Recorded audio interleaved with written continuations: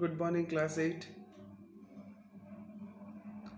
I'm again present with lecture session, video lecture sessions for class 8, chapter friction. So, yesterday we discussed about the advantages of friction. Now, let us see how many of us are present here. Just a moment, let me bring the mic for me. Just a moment.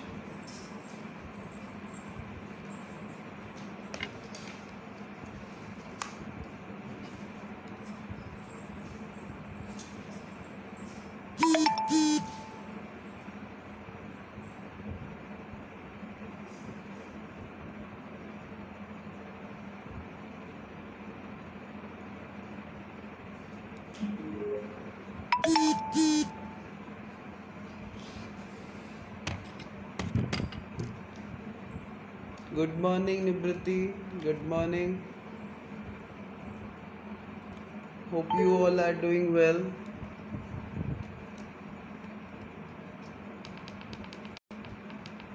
Good morning, Miman.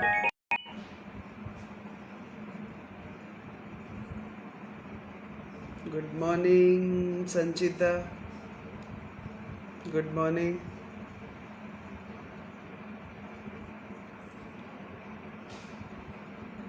Good morning, Deepak.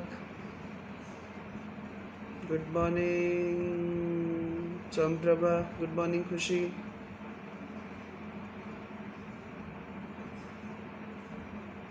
Good morning, Divyanjali.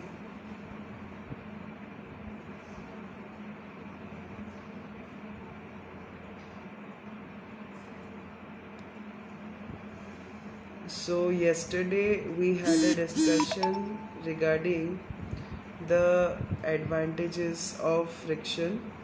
Good morning, Aisha. Advantages of friction.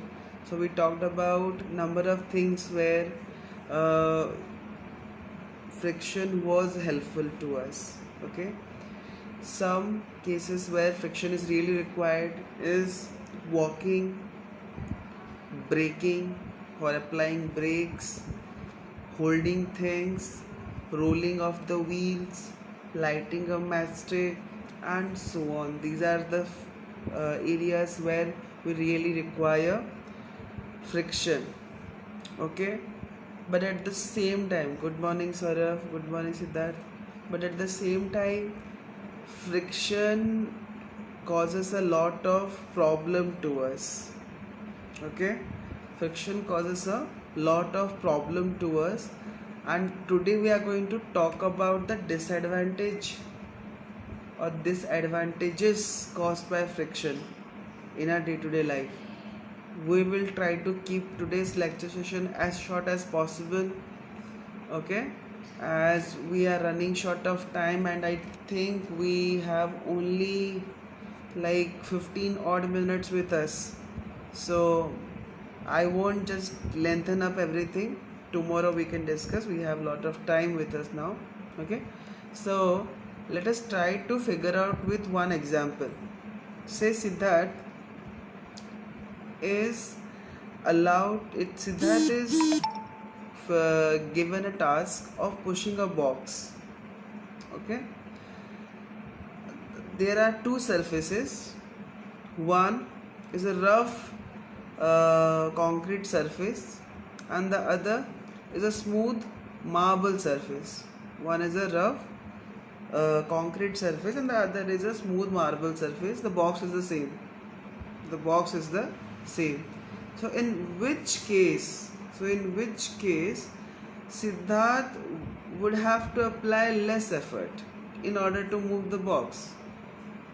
In which case Siddharth would require to apply less force in order to push the box? Definitely it is the case of the marble surface. Why? Because friction is less. So from this particular example we can make out one thing, that whenever there is less friction, yes, whenever there is less friction we require less effort. So as the amount of friction goes up, amount of friction goes up, we require more effort. So friction, because of friction, a part of our effort is wasted. Because of friction, a part of our effort is wasted. We waste some of our energy in overcoming the friction. That ultimately reduces the efficiency of work. So that is the first disadvantage. The second disadvantage, what is the second disadvantage? You just try to rub your palms like this. I know this is a very redundant example, but still it works. Try to rub your palms like this. After a moment, you will feel that your palms are warm. From where that warmth came? The warmth came from friction. The amount of energy that we were putting to overcome the friction got converted into heat energy.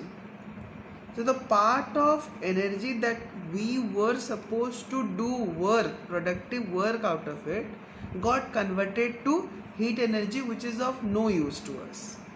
So that caused some energy wastage. At the same time, the heat energy which is produced, I am giving example of this palm, but you can take the example of an engine where there are movable parts which are constantly getting rubbed with each other. That extra heat energy which is coming out of it can damage the machinery, can damage the machine parts. So there are three disadvantages of friction. Number one, because of friction, a part of our energy gets wasted. In overcoming the friction. Because of friction, some amount of energy gets converted into heat energy. And number three, the heat energy, it causes trouble to the machinery. It causes malfunctioning of the machinery. So in these three ways, friction is disadvantageous to us.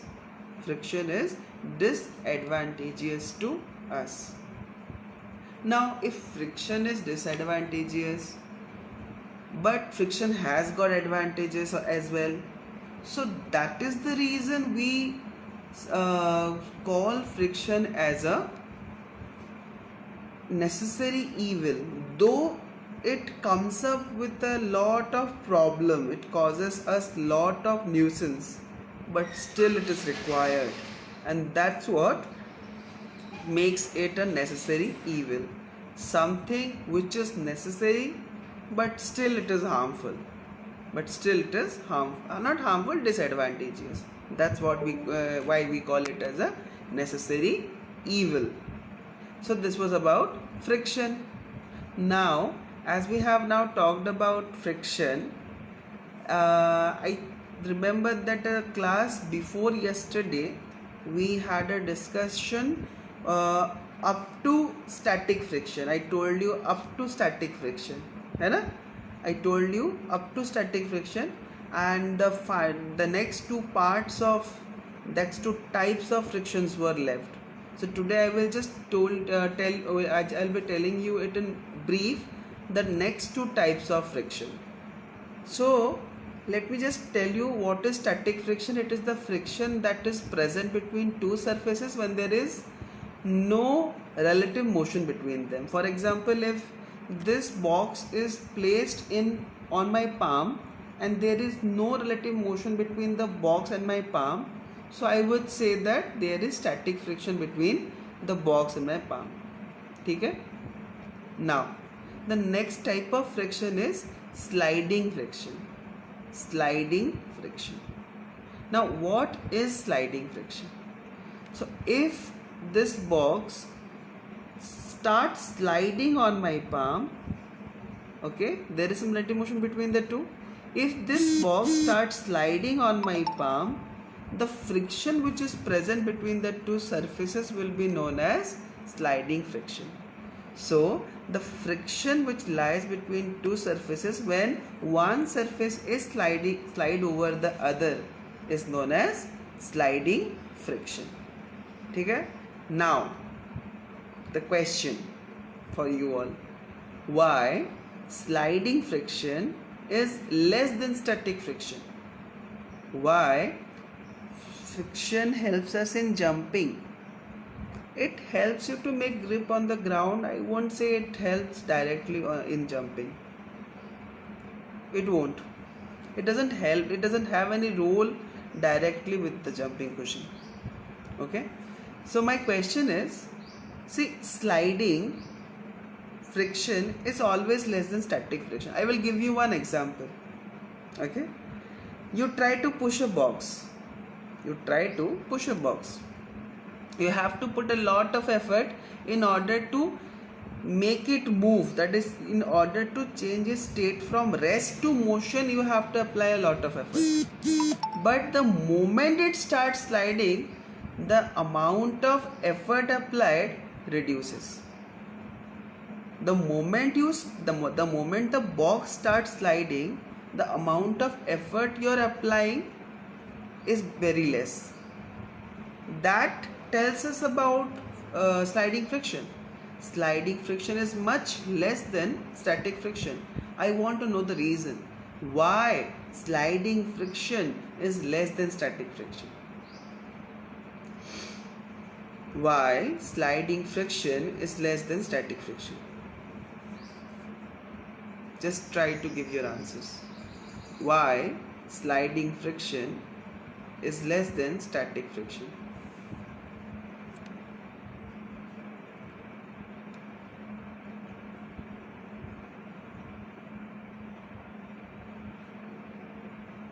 I'm waiting for the answers. Why sliding friction is less than static friction? You can take the help of your books as well. If you are having a textbook, you can take the help of your books as well.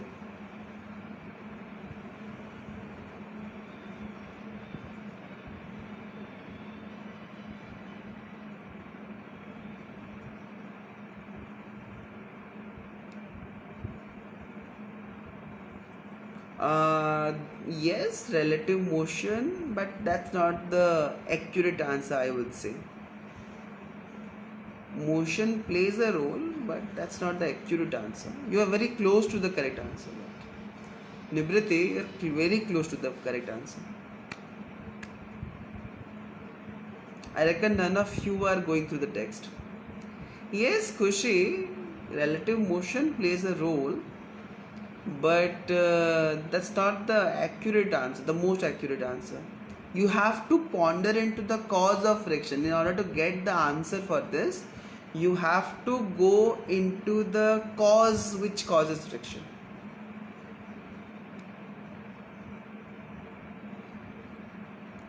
Okay, in order to know the cause of the answer of this particular question, you need to go to the cause of friction. What causes friction? Friction is caused due to the interlocking of irregularities.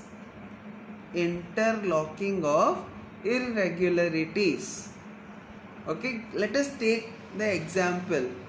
All of you listen, try to listen it carefully. Okay, say Sanchita and Madhusmita are holding their hands together. They are holding their hands together and standing still. If Khushi wants to take Madhusmita away, will it be possible for her? Yes, it will be possible, but with a lot of effort.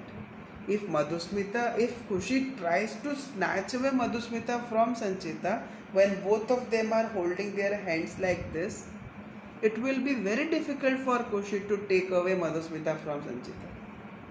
Okay, that is the first case. Now let us go for the second case.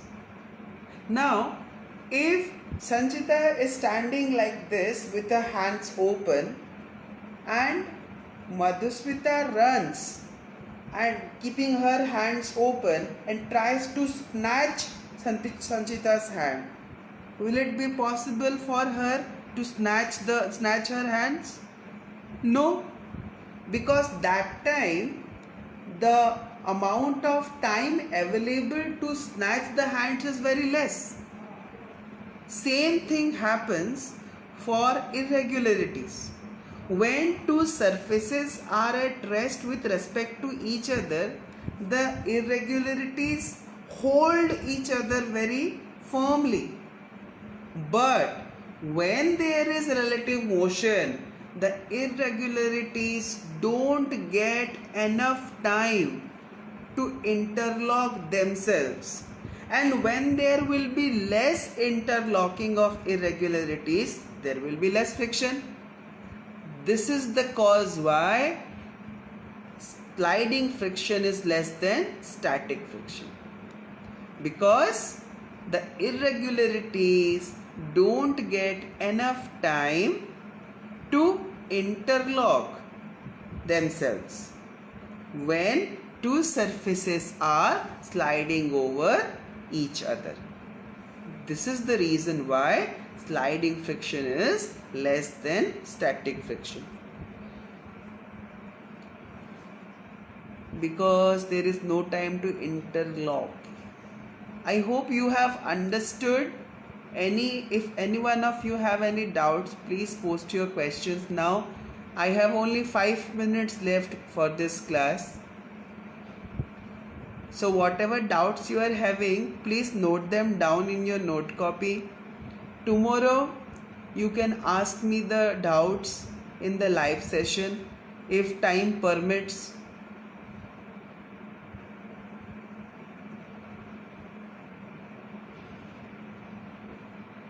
I hope no doubts are there or doubts are coming my way.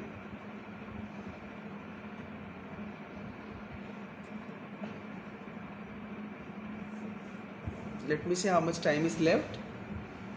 4 minutes to go. If you are having any doubts, please ask me.